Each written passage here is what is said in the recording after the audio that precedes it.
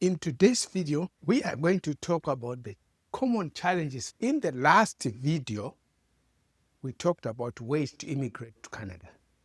I thought it is imperative that we touch a little bit of common challenges that are faced by immigrants to give you the weapons you need to know that when you decide to come, it's not a bed of roses. There are a lot of challenges faced by immigrants. Why does Canada need immigration? Is that there is labor shortage in Canada. They need to fill up the jobs. As I said in the last video, if you watch the video on immigration, you find that there are various ways and the reasons why they target people. It's because of the labor shortages. Secondly, is to grow the population. Canada is the second largest country in the world, second from Russia. In square kilometers, the country is about 9,984,670 square kilometers. It is larger than the United States. It is larger than the entire European Union, the countries that form European Union, put them together. However, the population only 40 million people. You can fit that in one city. 40 million people. We have cities around the world, 40 million. It's equivalent to about the population of California, as I said, which is a state of United States. But Canada in landmass is larger than the United States. We need to grow the population and grow the economy. That's why Canada go out and look for immigrants. The first way to come to Canada was the expressway, whereby you need to have the job experience in your country, you have a university degree. However, a degree does not guarantee you a good job. There is a problem of recognizing your foreign credentials by the industry. There is that problem, depending with the field you are in. You might need to go back to school a little bit. You might come with a bachelor's degree in engineering. And however, you might have problems having your bachelor's degree from, say, Nigeria being recognized by the Canadian industry. And then you might go back to school, maybe get a master's from a local university. However, still doesn't guarantee you a job. That's one challenge.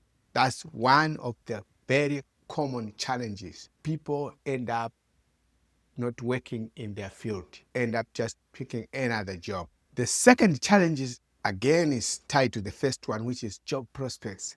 Most of the immigrants, they end up switching careers. You might come and say you come at 35 years old. You have a degree in engineering, as I've said, say from India or Pakistan. And then you have problems actually working in your field.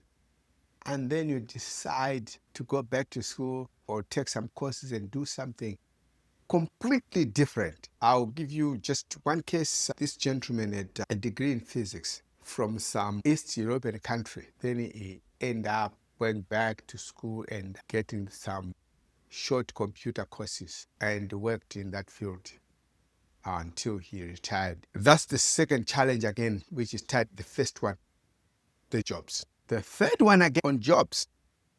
Many immigrants end up working 2, 3 jobs just to survive. Not everybody is able to go back to school. You have 2, 3 children and their spouses to stay home and taking care of the kids.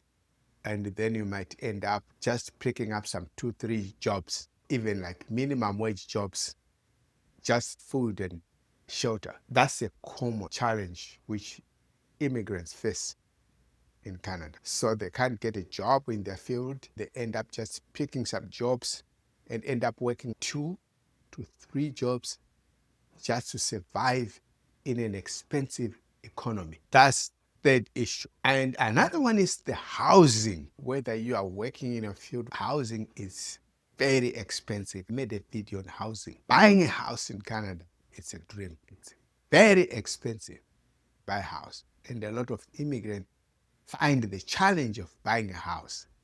And also renting.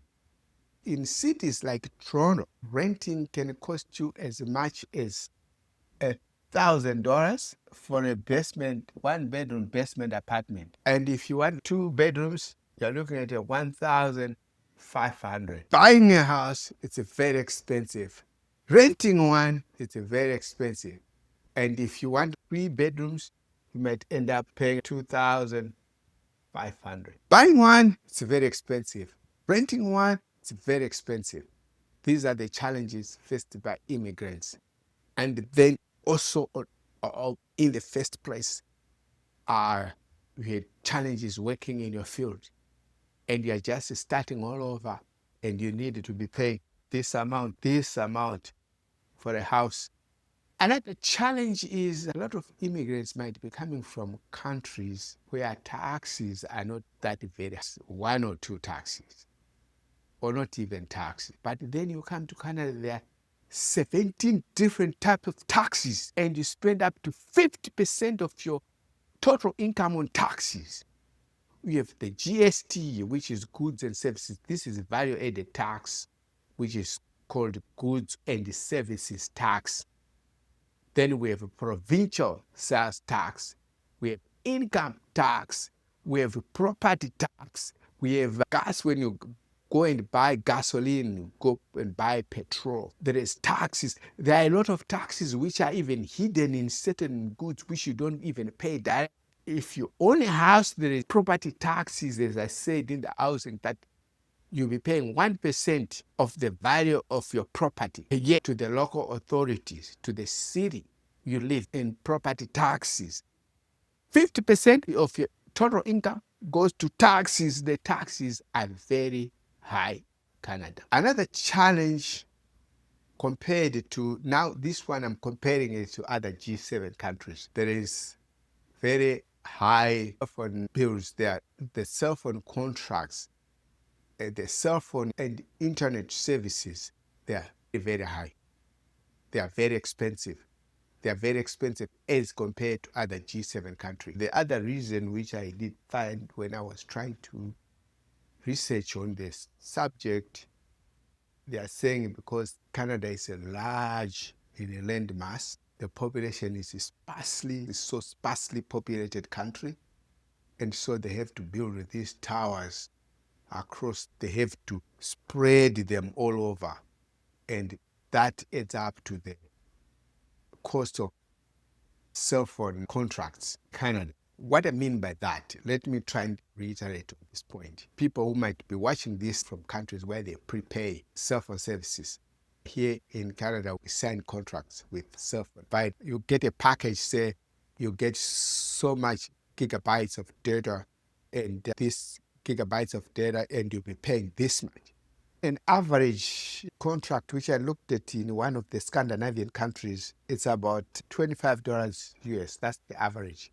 Whereas in Canada, we average about almost $60 United States dollars. I'm just talking of averages here. Cell phone services are very expensive, and also the internet packages, they are also very expensive, averaging about $40-50 United States dollars per month. Another challenge also faced by immigrants is cost of education. As I said in my last video, high school in Canada, it's free from kindergarten, high school.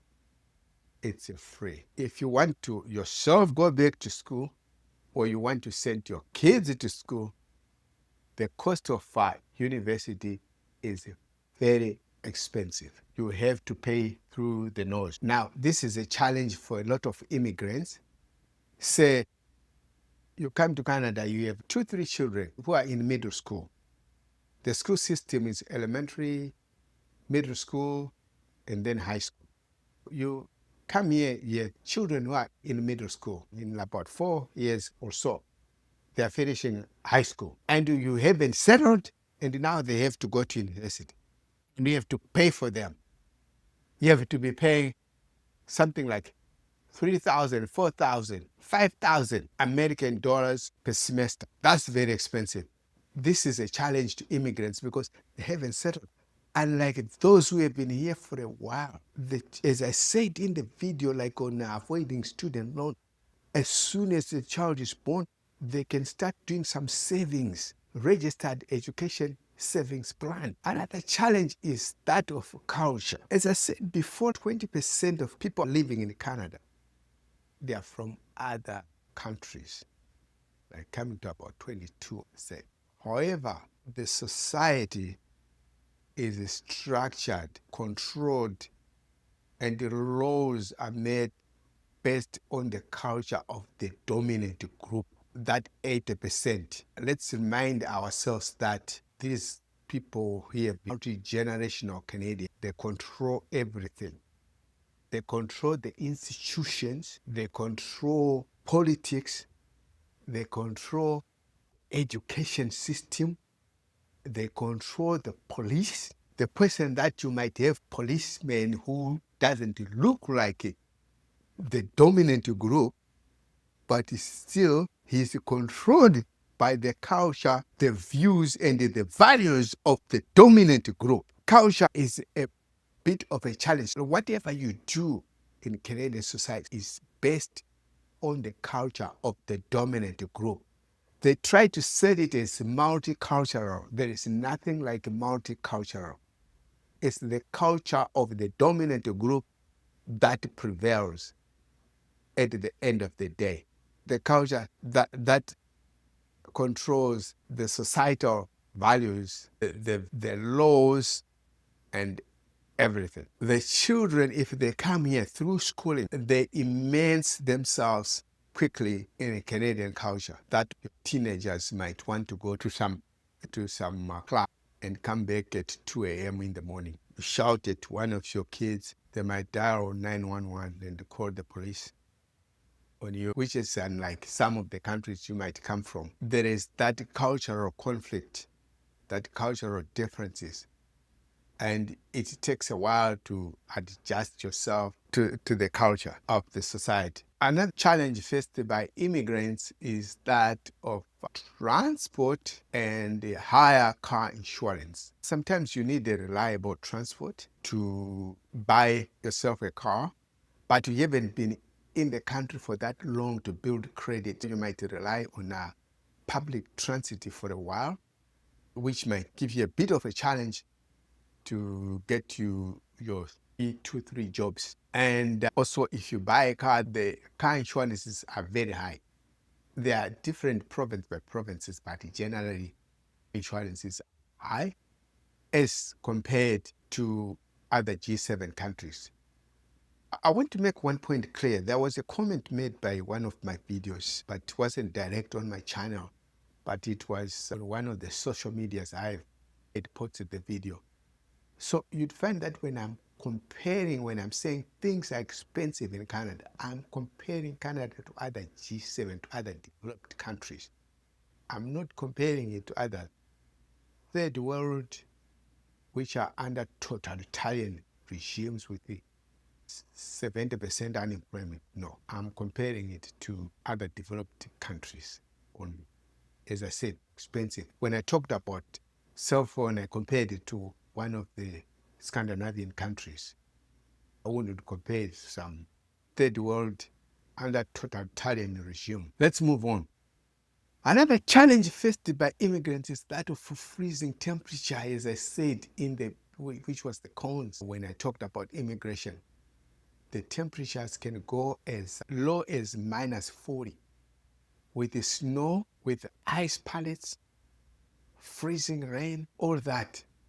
And the winters are long and brutal. Starting from October, it might be getting cold. And up to now, it's still cold. As I'm recording this video, we are in April and it's still cold. It hasn't warmed up yet. But though it's spring. And another challenge, as I said, some immigrants sometimes they face a language barrier. Right. You might be coming from a country where you think you speak English, right? Say you're coming from Nigeria. English is an official language in Nigeria. The Nigerian school system is in English. Textbooks in English. This is like most of the former British colonies. However, when you come here, there is a bit of a challenge in speaking and understanding each other, despite that you think you speak English. You can also get discriminated in jobs like broadcasting, in jobs like a call center. You need to speak to people over the phone, but not necessarily in retail, but in certain jobs. You might, despite that you speak English very well, you will still get discriminated based on your English accent. And also, if you want to go to Quebec, there they speak French. You might need to learn a little bit of French.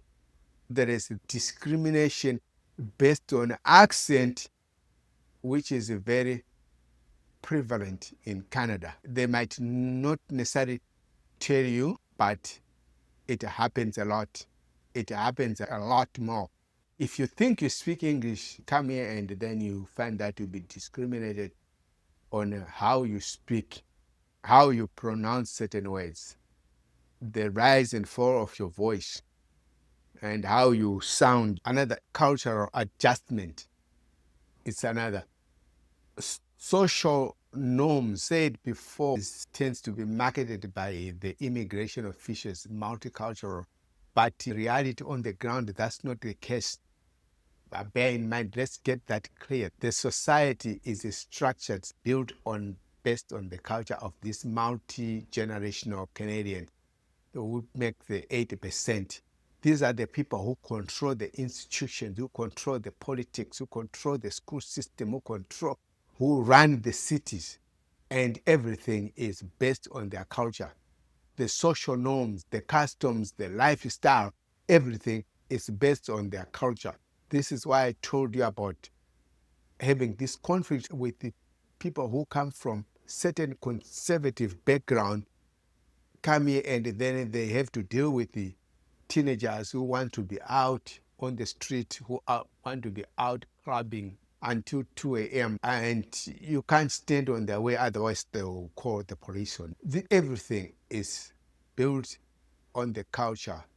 Let's remind ourselves that the rules and the laws of the societies around the globe, they are based on the cultures of the dominant group. Legal or illegal, that is based on the culture of the dominant group.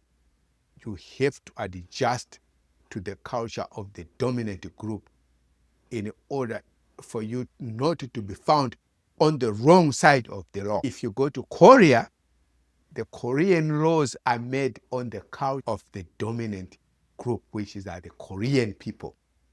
This is the same situation when you come here. Let's not fool ourselves. Multicultural, put an asterisk on that multiculturalism. Also, another challenge is adjusting to Canadian seasons. The winter is long and brutal. The summers are short and very hot, and then you have the fall, and then you have the spring, which is relatively cold. So this takes a lifetime. You will never be able to adjust. I talked about credential recognition and gaining Canadian work experience. Your credentials from abroad might not be recognized. You might need to go to school. There's this situation like this gentleman had come from Nigeria. Fortunately, he was still a young man. He was 25 years old. He had an engineering degree and he'd worked in Nigeria for 2 years. The industry couldn't recognize his credentials. He had to go back to school to get a master's. Still, he was getting it hard to find a job. When you go back to school, in order to get a suitable job, they want you to have that Canadian experience. Sometimes people end up working for free in order to get the Canadian experience. Another challenge is just making friends. You'd find yourself isolated. You don't know anybody, nobody knows you.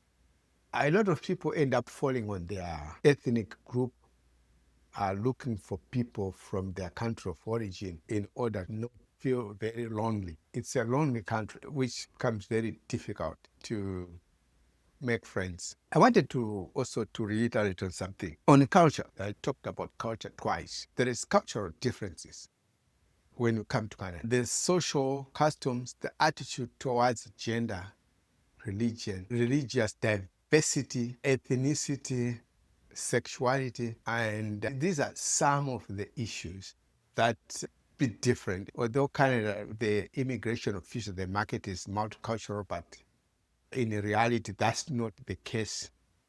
Everything is structured based on the culture of the dominant group because the institutions are brutally controlled by them. I want to make sure that you understand that very well. And even as I gave an example earlier on, that even a police officer who might look like you or might look like me, but his attitude and beliefs are shaped whom he operates within. There is cultural difference, as I said. Like people say, like people from a certain background, they are, we don't want to go into much about cultural differences, but let's leave it at that point. Okay, also another issue faced by immigrants is prejudice and racism. You shouldn't forget that racism is not very. But in today's world, it might not be that overt. It's covert, but it's there. It stares you in the face. Prejudice in Canada is not uncommon to have somebody being racially profiled by a police officer following you as you drive down the street because you don't look like those whom he was raised to trust. When you come here, bear that in mind. It's not uncommon for you to be followed by a police officer as you drive down the street, be right behind you as you signal to turn left, also signal to turn left. You signal to go right, signals to go right until he finds a reason to stop you because you don't look like those whom he was raised to trust. Also, the prejudice. Remember, I talked earlier on about accent, discrimination on accent. I know of a woman, I think she was from Ghana. She went to one of the local community colleges and did some broadcasting. So she had this accent. She had problems getting job in broadcasting. She ended up working for ethnic broadcasting station for that community. There is prejudice everywhere. We wouldn't want to go much into details, areas of prejudice. Maybe the assumption that you are less intelligent than, or you understand things less than them. This will be like, this might be a topic on its own. Let's not go deep into prejudice.